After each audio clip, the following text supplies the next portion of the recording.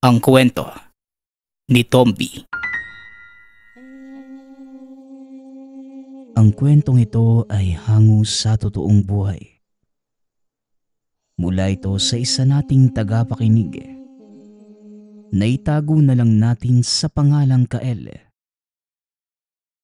Taong 1975. Sementeryo ng Northern Samar.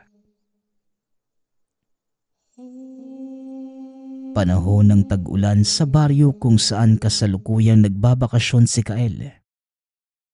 Edad 21. Dito nakatira si Tio Delfin, ang nag-iisang kapatid ng ama. Pumunta ng ibang bansa ang tatay ni Kael.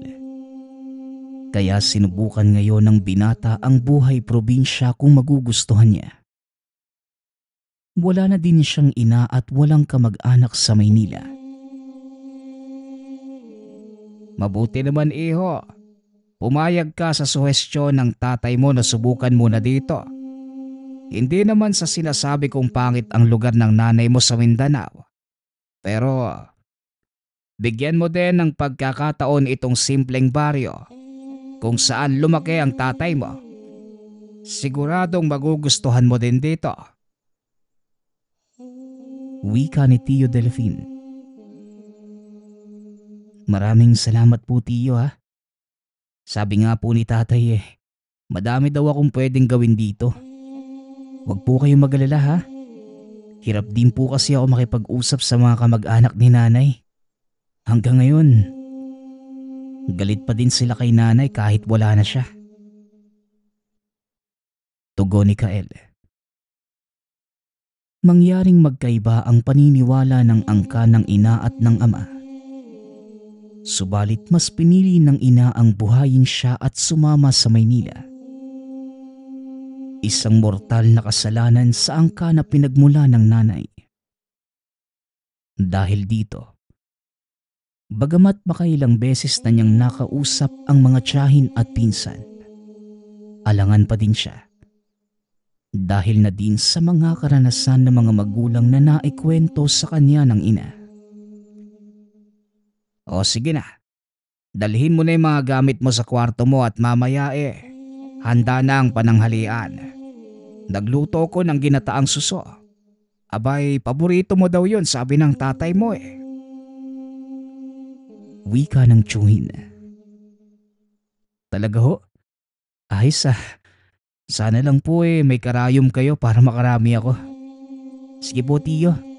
Ayusin ko lang tumagamit at baka nabasa yung mga libro ko. Maulan pala dito. Tugon ng binata. Mahilig sa mga babasahing nakakatakot itong si Kael. Maging sa mga libro tungkol sa mga kakaiba at maalamat na mga nilalang.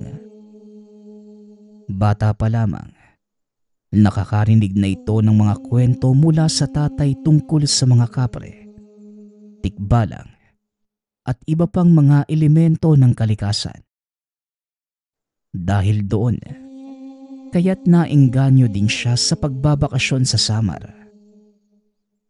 Makalipas naman ng lampas isang oras, nasa kusina na si Kael. Naroon si Tio Delfin at Tia Panyang. Abala sa pag-uusap ang mag-asawa. Walang anak ang mga ito.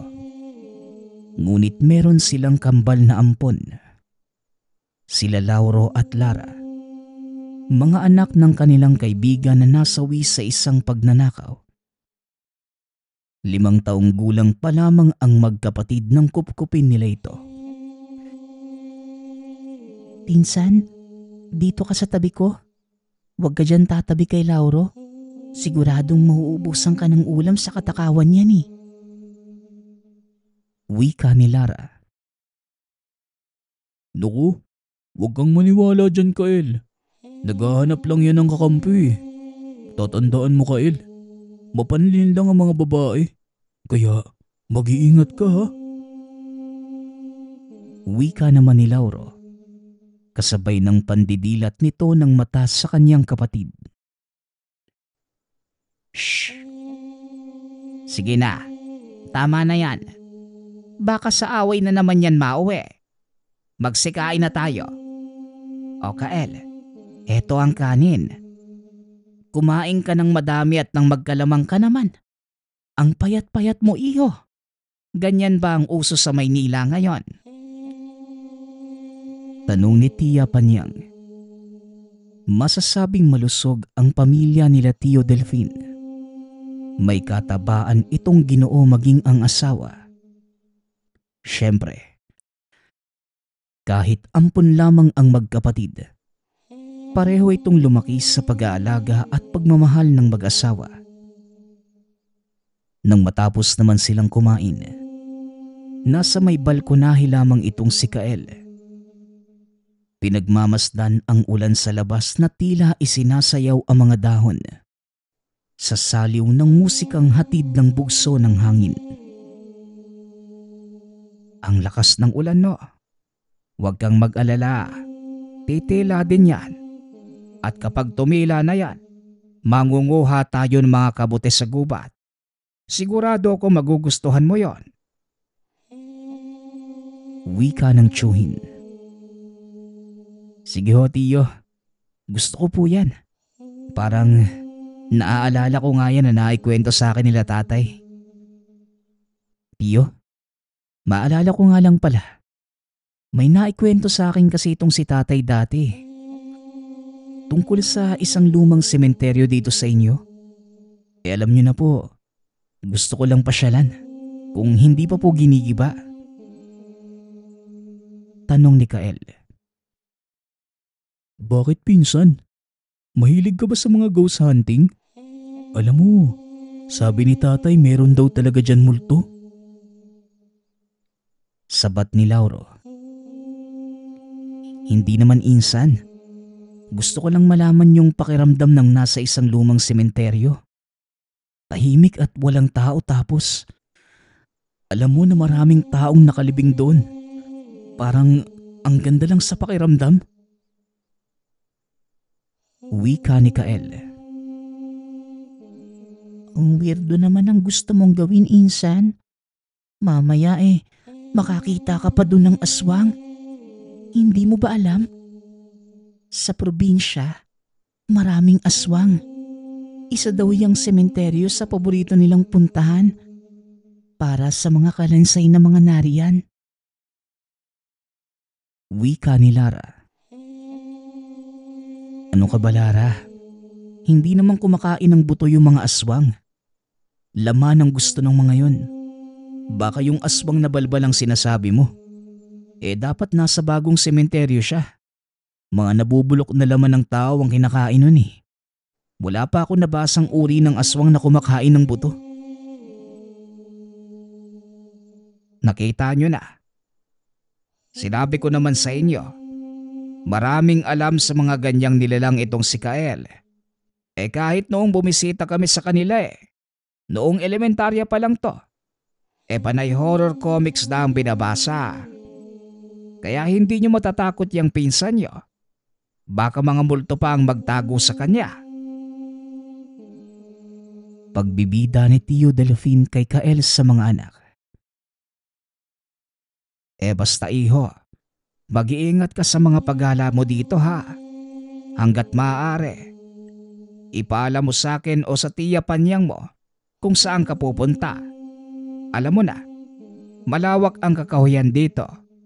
Baka kung saan ka pa mapadpad. Siguro naman hindi na kaila sa'yo na may mga aswang talaga sa parteng ito. Delikado sa kagaya mong dayo kaya mag-iingat ka. Dagdag ng tiyuhin. Hanggang sa sumapit ang dilim, nasa sala na ang magpipinsan. Panay ang kwentuhan ng mga nakakatakot na karanasan.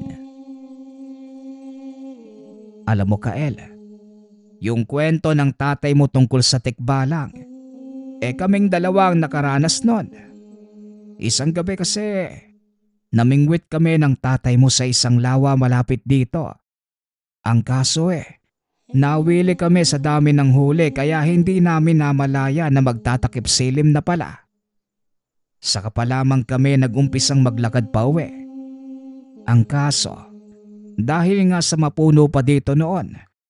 Mas mapuno pa kesa sa nakikita mo ngayon ha. Etong tatay mo, niyaya kong sa may shortcut daw kami dumaan. Doon sa may puno ng dalakit. Ayun, siguro 2 oras kami nagpaikot-ikot sa gubat. Saka namin naisip na baka napaglalaruan na kami ng tikbalang.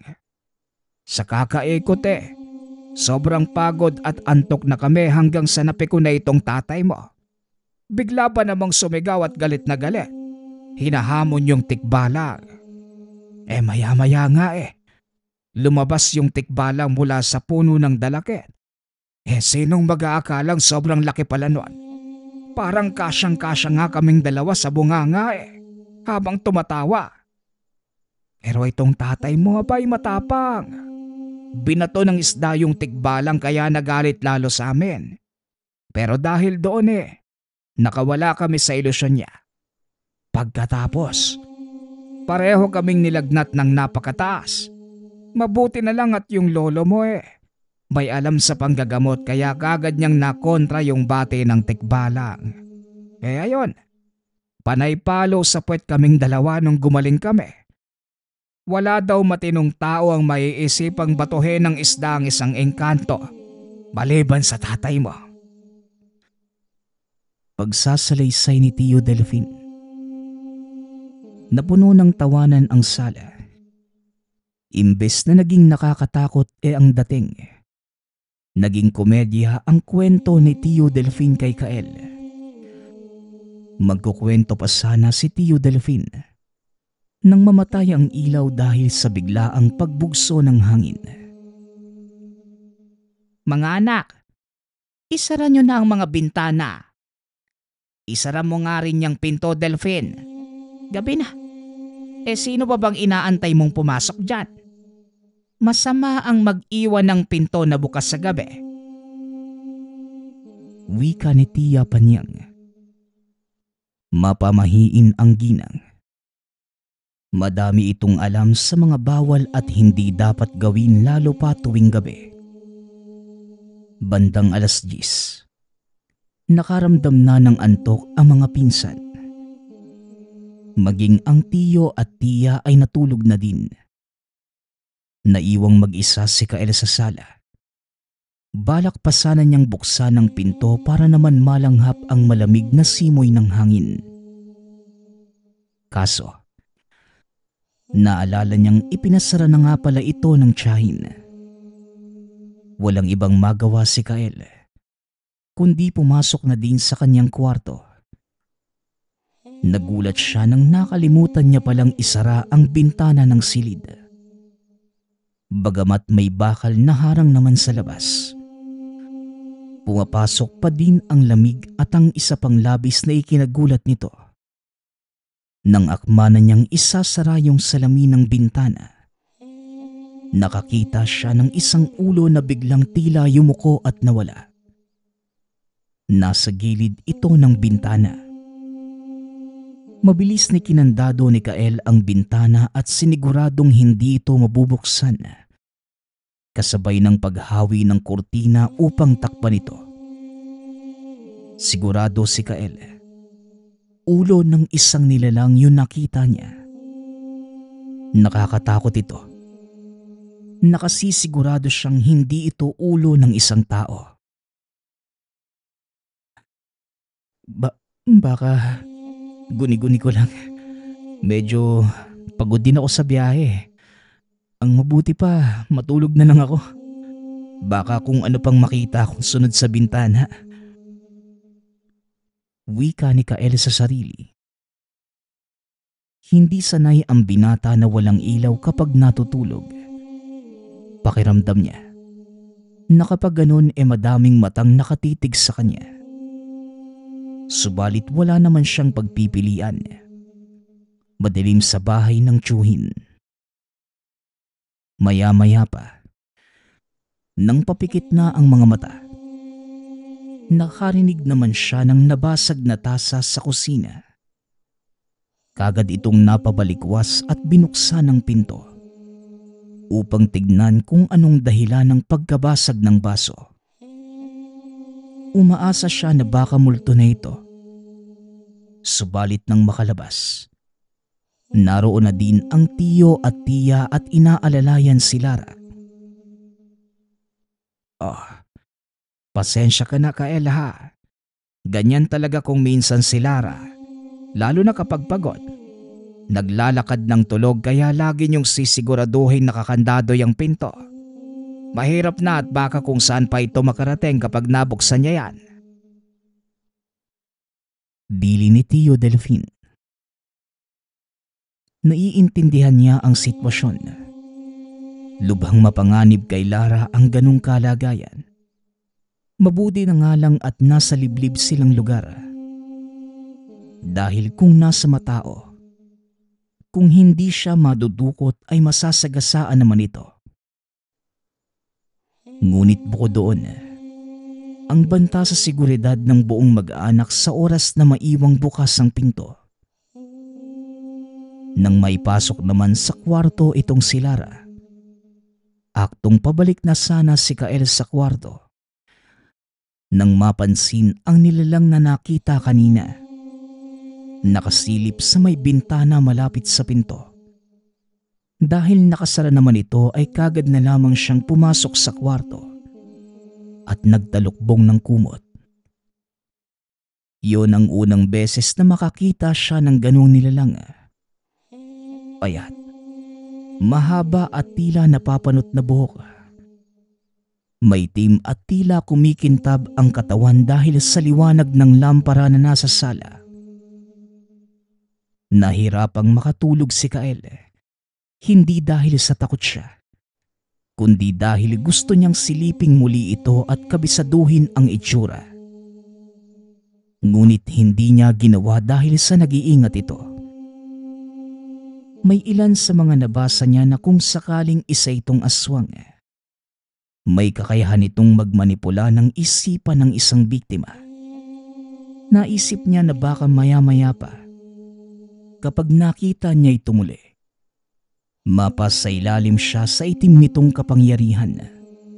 Malapas silang lahat sa bahay na yun.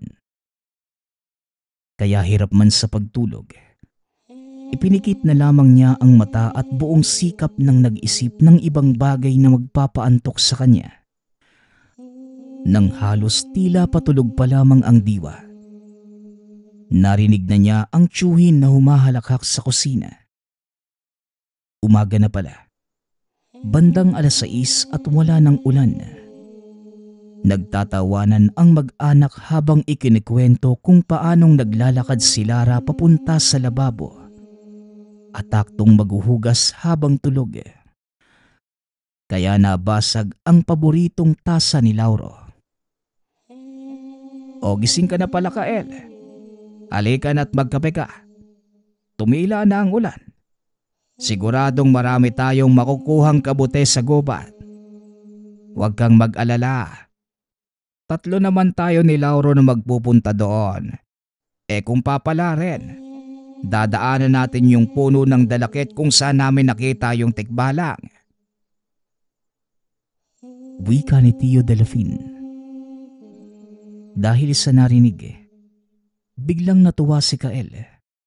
At kahit wala pa itong totoong tulog, nagkape na ito dahil sa pangako ng Tio Delfin. Bandang 7:30, lumabas na sila dala ang isang timba na paglalagyan nila ng kabute. Si Tio Delfin ay may dalang itak at si Lauro naman, bit-bit ang tirador. Ang lalaki po ng puno dito, no? Yung iba parang singtaas na mga gusali sa Maynila. Ang galing. Tio, saan po ba yung sa tikbalang? Malapit na ba tayo doon? Tanong ni Kael. Tumatango naman ang tiyuhin habang sumisipat ng mga kabute. Pinsan, sino palang nakatira sa bahay niyo ngayong nandito ka nagbabakasyon? Di ba, maraming magnanakaw sa inyo? Paano kapag pinasok yun? Tanong ni Lauro. Walang magnanakaw doon. Tindahan kasi yung baba nun. May kainan na nakabukas magdamag. Sa taas yung bahay namin at pinaparentahan ng tatay ang pwesto sa baba. Tugon ni Kael. Ah, ganun pala. E di ibig sabihin pwede kang magtagal dito, di ba? Total, may nagbabantay naman pala sa bahay niyo. Muling wika ni Lauro. Ngunit biglang sumenyas ang ama nito na tumahimik sila. Nang tignan ni Kael kung ano ang dahilan nito ay halos maduwal siya. Sa may unahan lang, ilang metro ang layo sa kanila. May katawan ng patay na batang kalabaw. Wakwak ang tiyan at nagkalat ang dugo at mga laman sa paligid. Ayon kay Tio Delfin, delikado ang ganon. Kinakailangan nilang bumalik at ipagbigay alam ito sa kanilang barangay. Ni hindi nila naabot yung dalakit na pinagpapakitaan ng tikbalang dahil sa pagmamadali. Lauro, Kael, mauna na kayo sa bahay. Linisan nyo na yung kabute at pagdating ko ay lulutuin ko kagad. Sasaglit lang muna ako kila Kapitan. Wika ng tiyuhin. Lauro, ano kayang ibig sabihin nung nakita nating patay na kalabaw? Saka, bakit parang natataranta si Tio? Tanong ni Kael. Hindi ako masyadong sigurado, Insan. Pero sa pagkakatanda ko, may ganitong pangyayari na din dati. Ibig sabihin nun, bumalik na naman dito yung aswang na dating nananalasa. Ilang taon na din yung nakakaraan. Kaya siguro natataranta si tatay. Nakita mo naman yung kalabaw, di ba? Hindi ordinaryo yung pagkamatay. Ang mabuti pa linisan na natin to. Huwag mo na muna masyadong isipin yun kasi sila Kapitan na ang bahala doon. Wika ni Lauro. Akma na silang papasok nang may maalala ang binata. Siya nga pala. Naalala mo yung nagsasangang daan doon sa paglabas natin ng gubat? Yung may lumang sementadong poste? Yun yung papasok sa lumang sementeryo. Ngayon ko lang naalalang sabihin sa'yo. Wika ni Lauro. Sige. Susubukan kong pasyalan yun mamaya. Malapit lang naman pala dito Sasamahan mo ba ako? Tanong ni Kael. Oo naman. Pero basta wag tayo magpapagabi doon ha. Mahirap abutan doon ng dilim. Sige na, linisan ko muna to ha. Baka dumating na si tatay. Tugon ni Lauro. Dahil sa mga nalaman, nagpaiwan naman si Kael sa labas. Gusto niyang puntahan na kagad yung sementeryo. Balak niyang sumilip man lang. Hindi naman ito papasok. Titignan lamang ang lugar. Wala naman sigurong masama kung sisilipin ko lang, di ba? Saka na ako papasok kapag kasama ko na si Lauro. Wika ni Kael sa sarili. Dahil doon, pinuntahan ng binata yung daang itinuro ng pinsan. Luma na ang daan. Halatang wala nang nagpupuntang tao. Dahil sa nagtataasang damo sa magkabilaang daan. Hindi naman sinabi sa akin ni pinsan na malayo pa pala mula sa kalsada yung sementeryo. Ay. Wika na lamang ni Kael. Paano ba naman? Mula sa kalsada, puro kakahuyan na lamang at mga damo ang nakikita. Naroon ang karatula na nagtuturo papasok sa sementeryo. Ngunit hindi na niya sinubukang pumasok. Ngunit habang papalis, may nakita itong isang lalaki na mayat maya ang paglingon sa kung saan. Marahang naglalakad papasok sa sementeryo. Sa tingin niya ay hindi siya nito nakita. Ipinagpalagay na lamang ni Kael na maaaring taga roon ito o baka naman bantay lamang ng lumang sementeryo. Nagpasya si Kael na umuwi na muna. Total, halos magdidilim na at kabilin-bilinan ng kanyang pinsa na huwag magpapaabot ng dilim sa sementeryo. Habang naglalakad naman, may nakasalubong ito na isang babaeng sa tansya niya. Nasa 40 anyos. Nasa kabilang banda ito ng daan. Pakiwari pa ni Kael na may problema ito sa pag-iisip. Dahil panay ang pagbulong at mayat-mayang pagkagat ng mga kuko. Dire-diretso lamang si Kael. Hindi na niya inabala pa ang sarili na usisain ang babae. Ngunit halos mapalundag na lamang ang binata nang bigla siyang kalabitin ng babae. Ginoo, baka naman may makakain ka dyan. Napakabango mo. Wika ng matandang babae na tila sinisinghot-singhot pa si Kael.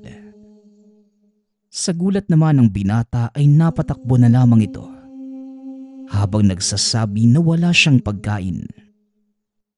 Ngunit ang pinagtataka naman ni Kael, bakit tila pamilyar sa kanya yung babae? Tila nakita na niya ito. Hindi lamang masigurado kung saan. Sa labas ng bakura naman ng tahanan ng tiyuhin, naroon na si Tio Delfin at si Lauro. Nakong bata ka, saan ka ba nagpunta? Huwag mo sabihing pumunta ka ng sementeryo. Ang sabi ko naman sa'yo na huwag kang magpupunta doon kung mag-isa ka lamang.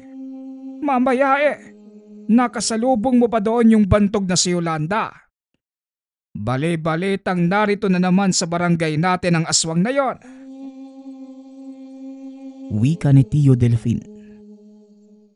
Napaisip si Kael kung ano kayang itsura ng tinatawag nilang bantog. Imposible naman na yung babaeng napakapayat na nasa lubong niya ang aswang. Mukhang hindi naman ito umaakma sa itsura. Naku pinsan, mabuti na lang at nakauwi ka kaagad. Madalas pa namang nag-aabang yan si Manang Yolanda sa daan papuntang sementeryo. Pero walang may alam kung saan ito naglalagi. Bigla-bigla na lang lumalabas mula sa dilim yan kapag may napapadaang mga tao doon. Wika ni Lauro.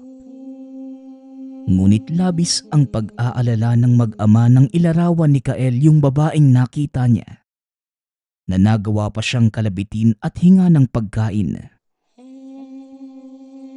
May nakasalubong po kong payat na babae sa daan. Doon sa may sementeryo. Napakapayat nga po ng itsura eh. Ang napansin ko lang, may malaking peklat po sa kaliwang pisngi.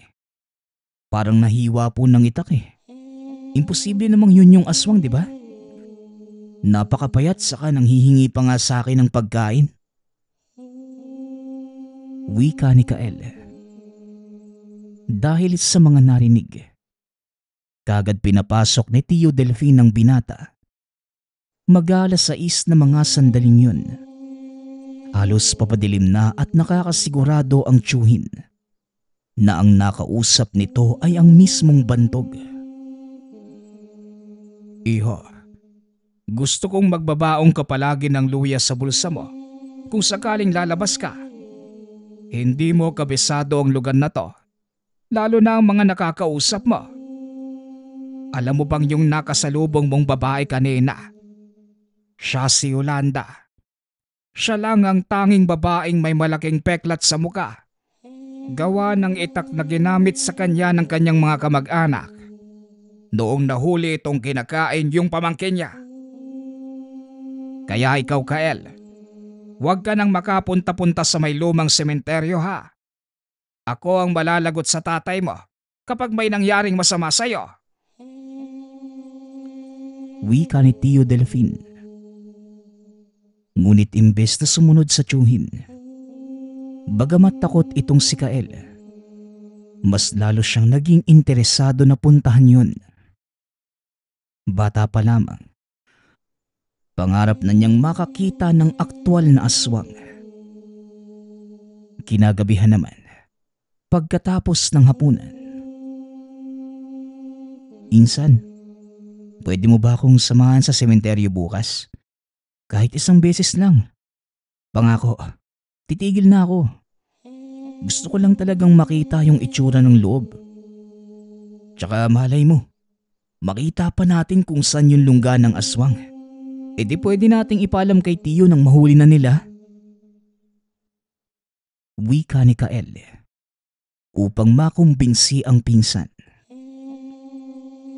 "Pinsan, alam mo ba kung bakit hanggang ngayon hindi pa yan nahuhuli si Manang Yolanda? Hindi dahil sa hindi nila mahuli, pero takot ang mga taga rito. Kapag napag-initan ka niyan siguradong gabi-gabi kang pupuntahan yan sa bahay hanggang sa makuha ka. Kaya nga imbis na hanapin iniwasan lang nila yan. Sabi naman nung iba, hindi daw yan namamatay kahit ilang beses nang tinaga." Tugon ni Lauro. Subalit sadyang may pagkamatigas talaga ang ulo ni Kael. Pakiramdam niya, isang malaking bagay kung sakaling siya ang makahanap sa lungga ng aswang. "O sige, kung ayaw mo hindi kita pipilitin. Basta bukas ng hapon, pupunta ako doon. Huwag mo na lang ako isumbong sa tatay mo ha. Baka hindi pa ako matuloy." Wika ni Kael habang kinakausap ang pinsan. Natigilan na lamang ito at tila napako ang paningin sa labas ng tahanan. "Uy Lauro, naririnig mo ba ako? Ang sabi ko Hindi na naituloy ni Kael ang sinasabi nang magsalita si Lauro. Insan, si Manang Yolanda nasa labas. Sinundan ka yata. Anong gagawin natin?" Tanong ni Lauro. Nang lingunin niya naman ang labas ng tahanan, naroon nga ang matandang babae. Tila sumasayaw-sayaw pa sa labas at niyayaya sila. Sa parteng to ng barangay, walang kapitbahay sila Kael sa loob ng ilang metro. Nasa 5 minutong lakaran pa bago ang pinakamalapit na kapitbahay. Sa mga nasaksihan, parehong natulala na lamang si Kael at Lauro. Ang isiping nasa labas mismo ng bahay niyo ang isang bantog na aswang. At alam mong ikaw ang sadya. Tay, si Manang Yolanda po nasa labas. Pagtawag ni Lauro, kagad namang lumabas ng kwarto ang ama. Ngunit nang muli nilang tignan itong aswang, wala na ito doon. Ito na nga bang sinasabi ko Kael? Nasundan ka na nung aswang. Siguradong hindi yan titigil sa panggagambala sa atin. Maliban na lamang kung may tataboy o mapatay natin. Wika ni Tio Delfin. Habang naririnig ito, tila hindi makapag-isip si Kael. Nagahalo ang pananabik, takot at pag-aalala. Gusto niyang makakita kung paanong tugisin ang aswang. Ngunit natatakot siyang malapitan ito at masaktan. Kaya ng gabing yon, hindi gaanong nakatulog ang mag-anak. Maya't mayang tinitignan ng tiyuhi ni Kael ang mga bintana at pinto. Kung nakakandado pa ba. Lalo pat ang kinakabahala nila kapag naglakad na naman ng tulog si Lara. "Tio, matulog na po kayo. Ako na magbabantay muna. Nagpalitan na lang po tayo. Mukha namang kumalma na yung aswang Hindi na po yun babalik. Pasensya na po kayo at sa katigasan ng ulo ko nadamay pa kayo. Hayaan niyo po. Babawi po ako sa inyo. Wika ni Kael. Matapos yun sabihin, nagpahinga na ang tiyuhin. Habang ang binata naman, hawak ang flashlight at maya-mayang pinapailawan ang mga bintana. Lalo na yung nasa sala. Ngunit hindi nito namalayang nakaidlip na pala siya habang nagbabantay. Naalimpungatan na lamang ang binata nang biglang makaramdam ng lamig ng hangin. Napabalikwas ito nang makitang nasa pinto si Lara papalabas na ng bahay. Mas lalong namutla si Kael nang makitang tumatakbong papalapit kay Lara itong si Manang Yolanda. Lara, anong ginagawa mo? Pumasok ka dito. Wika ni Kael. Kagad niyang hinawakan ang kamay ng pinsan. Kasunod ng malakas na pagkakasara ng pintuan. Eksaktong oras bago ito tuluyang marating ni Manang Yolanda na naroon at nagngangalit na ang mga ngipin at nagwawala sa labas. Kael, anong nangyari dito? Ayos lang ba si Lara? Tanong ng tiyuhin. Pasensya na tiyo. Hindi ko po namalayang nakatulog ako Nagising na lang po ako sa malamig na ihip ng hangin. Pagdilat ko po nakita kong papasugod na yung aswang kay Lara. Kung nahuli pa po ako ng gising, baka nakuha na siya. Tugon ni Kael. Nang magising si Lara, nagtataka ito sa mga mukha ng kasamahan sa tahanan. Habang nakatitig sa kanya, may isang oras pa bago mawala itong si Manang Yolanda sa tapat ng tahanan. Ito ay nang magbukang liwayway na. Nang sumikat ang araw, nagpunta si Tio Delfin sa kapitan upang ipaalam ang pagiging mas agresibo ng aswang sa kanilang lugar. Umaasa itong matutulungan sila ng kapitan, lalo pat buhay na ng pamilya ang nakataya. Nang makaalis ito ay siya namang paglabas ni Kael. O pinsan, saan ka na naman pupunta? Mukhang hindi ka pa nadala sa pagbisita sa atin dito ni Manang Yolanda. Wika ni Lauro. Dito lang. Walang mangyayari kung hahayaan lang natin yung aswang na yan. Natakutin tayo kada gabi. Di ba, mahina ang aswang sa umaga. Pagkakataon ko na to para makaganti sa aswang na yon. Wika ni Kael. Tangan ang isang itak mula sa kusina. Asin at bawang na nasa supot. Plano ng binatang pasukin ang sementeryo. Dahil malakas ang kutob niyang dito naglalagi yung aswang. Gamit ang mga kaalaman niya base sa mga comics at libro na nabasa. Balak niyang kalabanin itong aswang at kung hindi man mapuksa, itaboy na lamang sa lugar. Hindi naman siya napigilan ng pinsan nito. Takot din si Lauro na sumama dito kaya naisip niyang antayin ang ama upang ipagbigay alam ang gagawin ni Kael. Samantala, si Kael naman ay narating na ang entrada ng lumang sementeryo. Huminga muna ito ng malalim bago pumasok. Grabe, sinong mag-aakalang may mga nakalibing dito? Halos kakahuyan na lang ang narito Walang duda. Dito nagtatago yung aswang na yan. Tignan na lang natin kung matapang ka talaga sa mga dala kong pangontra. Wika ni Kael. Kausap ang sarili. Hanggang sa napunta siya sa parte ng lugar kung saan nagumpisa niyang makita ang mga nicho. Marahan itong naglakad at bawat parte ng lugar Sinusuyod niya ng tingin. Maaaring naroon lamang ang aswang at muli na naman siyang susurpresahin. Inakyata ni Kael ang isang may kataasang nicho. Nakita niyang mas maaari niyang makita ng mas malawak ang lugar sa itaas. Naroon lamang siya, nakaupo at nagmamasid-masid hanggang sa sumapit ang tanghali. Siguro, kailangan ko pang magpunta sa mas malalim na parte ng lugar na to.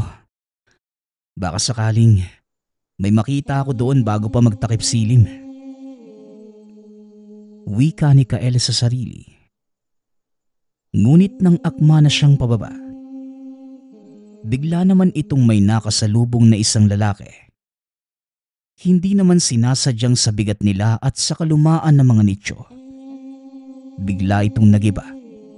Dahilan para mahulog silang pareho at mawala ng malay. Makalipas ang ilang minuto. Aray, ang sakit ng ulo ko ah. Teka, sino na naman ba tong batang to? Napagod na nga ako sa kakaiwas sa bantay dito eh. May bagong asungot na naman. Hoy bata, gising! Wika ni Torio. Nabubuhay ito sa pagnanakaw sa sementeryo, sa mga mahalagang kagamitan ng mga nakalibing doon. Maya-maya pa, nagising din ang binata. Aray, ang sakit ng binti ko. Ano bang nangyari? Teka, sino ka ba? Tanong ni Kael. Ako nga dapat ang magtanong sa'yo niyan. Ano bang naisipan mo? At dito ka namamasyal sa sementeryo? Nasisiraan ka na ba ng baek? Patay na. Gabi na pala. Lagot tayo kay Manang Yolanda nito. Manong, kailangan nating umalis dito. Dito nakatira yung babaeng aswang na gumagala sa barangay na to. Wika ni Kael habang pinupulot ang mga kagamitan. At saan mo naman balak tumakbo sa dilim na to? Eh kung totoo nga yung sinasabi mo, eh kailangan nating maghanap ng matataguan. Masyado tayong lantad sa lugar na to. Tugon ni Mang Torio. Nang maya-maya pa, nakarinig na sila ng pagsigaw ng isang babae sa matinis at garalgal na boses. Alam nilang malapit lang ito roon. At kung pagbabasehan ang mga nabasa ni Kael, alam niyang naaamoy na sila nito. Manong, saan po tayo magtatago? Eh lahat dito mga puno lang at nicho. Siguradong mahanap tayo niyang aswang na yan. Wika ni Kael. Nagumpisa ng mataranta ang binata. Naisipan niyang dapat pala ay hindi na lamang siya nagpunta sa lugar at hinayaan na lamang si Tio Delfin na mag-isip ng paraan para makaiwas sa aswang. Ngunit dahil sa kanyang kapusukan, naroon na siya at nasa peligro. Papalapit na ang aswang at wala silang mapagtataguan. Dito tayo sa dinaanan ko kanina. May mga pwede tayong pagtaguan doon. Kasalanan mo to bata eh. Kung hindi mo ko ginulat kanina, edi sana kanina pa ako nakalis dito. Paninisi ni Mang Torio. Nang mula sa kadiliman ay tumambad sa kanila ang gumagapang na si Manang Yolanda. Tila aso itong sinusundan ang bakas ng amoy ng dalawa. Nang makita sila nito, bigla itong tumayo ng tuwid at kagad silang hinabol. Nauna nitong mahawakan si Mang Torio. Bitawan mo ako. Bata, ano ka ba? Tulungan mo ako dito. Wika ni Mang Torio. Natulala si Kael. Mabuti na lamang at tinawag siya nito. Nang matauhan ay kagad niyang kinuha yung itak at tinaga ito sa likuran. Inisip pa niya kung makakasuhan ba siya sa oras na mapatay niya itong aswang. Ngunit dahil hirap na si Mang Torio, itinuloy na ng binata ang kanyang pagtaga. Dahil sa sakit ng sugat ng aswang, napatakbo ito ng bahagya upang dumistansya kay Kael. Ngunit ngayon, siya na ang punteriya ng aswang. Buong sikap niyang isinaboy dito yung asin. Kaso nga lang, dahil sa sobrang taranta ay naibato niya yung buong supot ng asin. Kaya wala silang pagpipilian ng mga sandaling yun, kundi ang muling tumakbo. Naguunahan pa ang mga ito. Nang akmang tatagain pa sana ni Kael, ang lalaking biglang lumitaw sa pag-aakalang aswang din ito. Teka lang, tawa ko. Huwag kang padalos-dalos. Sumunod kayo sa akin kung gusto niyo pang mabuhay. Wika ng lalaki. Wala nang pagpipilian sila Kael kundi ang sumunod. Narinig na nila itong aswang na galit habang hinahanap sila. Ako nga pala si Manolo. Anak ako nang nagbabantay dito sa lugar. Malamang kayo yung mga magnanakaw na hinahanap ni tatay. Pasalamat kayo at naawa pa ako sa inyo. Mas mabuti na sanang ipalapa kayo sa aswang nang mabawasan ng mga magnanakaw sa mundo. Wika nito. Ako nga pala si Kael. Hindi ako magnanakaw, no? Naparito ako para patayin yung aswang na yan. Kaso, naaksidente kami nitong... Tonyo, ako si Mang Tonyo. Teka, bakit ma? Patay naman na sila. Hindi na nila kailangan pa yung mga alas at mga ari-arian. Ginagawan ko pa nga sila ng pabon Nakakatulong sila sa mga buhay kahit patay na sila. Teka, saan ba tayo pupunta? Tanong ni Mang Torio. Maya-maya pa, narating na nila ang isang kubo na nasa likod ng isang malaking puno. Naiipit ng mga nicho. Ito ang tinutuluyan namin dito kapag nagbabantay. Dito na muna tayo hanggang sa mag-umaga. Nasa bayan ng tatay at nagpunta sa bahay ng kapitan para iulat ang pagnanakaw mo, Mang Torio. Kaya tayong tatlo lang ang narito. Wika ni Manolo. Ay, ang malas ko talaga. Naaksidente na nga ako. Ngayon hinahabol pa ako ng aswang. Makaligtas lang ako dito Pangako, magbabagong buhay na ako. Tugon ni Mang Torio. Teka, tumahimik nga kayo. Pakinggan yung maigi. Wika ni Kael. Natahimik ang tatlo at pinakinggan ng aswang na umaangil. Hingal at nagsasalita ng mga katagang hindi nila maintindihan. Dahil sa tago at maliit na bahay ay hindi kagad ito makikita.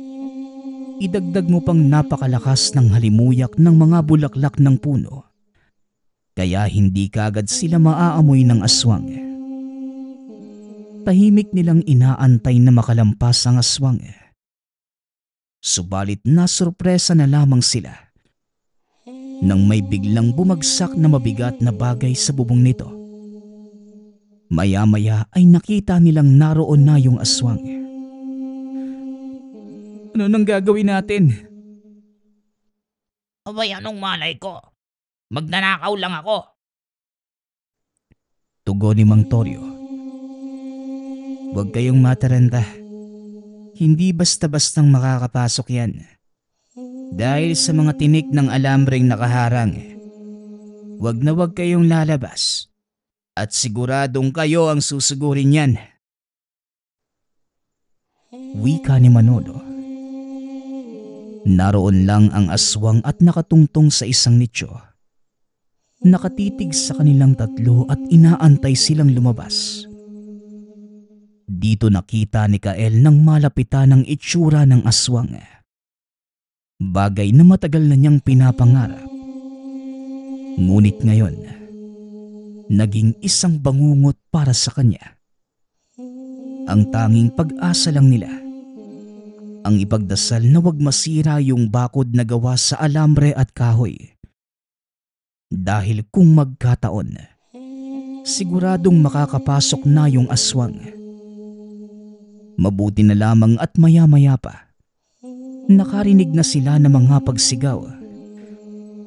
Tinig ito nila Tio Delfin at ng tatay ni Manolo, kasama ang mga kalalakihan. Hinahanap sila ng mga ito.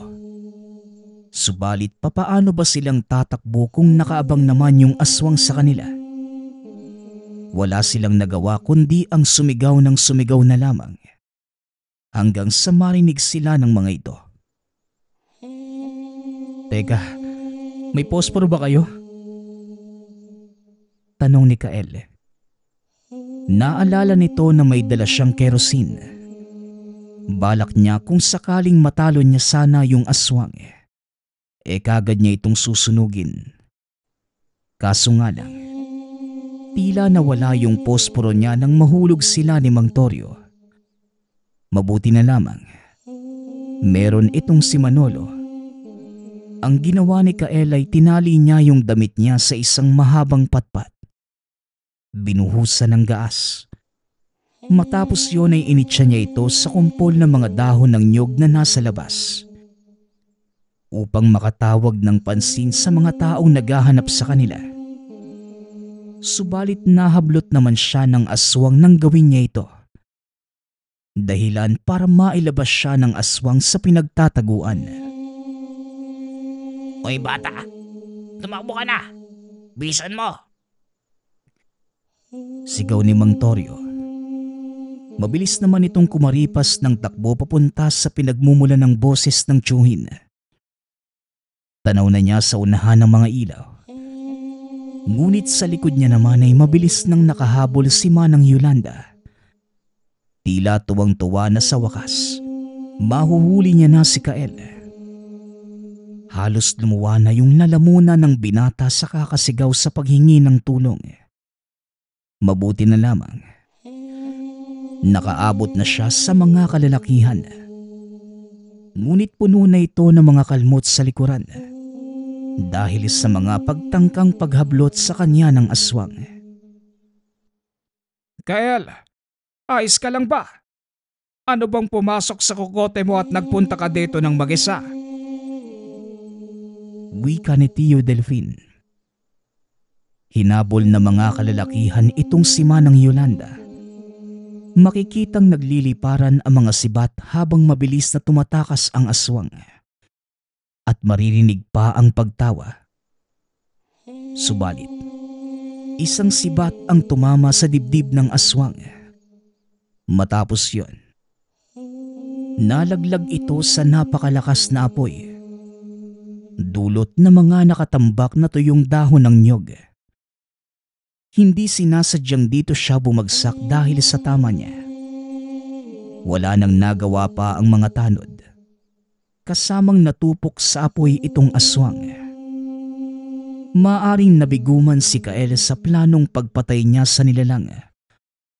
Subalit ang ginawa niyang pagpunta doon ang naging dahilan upang mapilitang sumugod ang mga taong bayan para mapatay ang perwisyong aswang.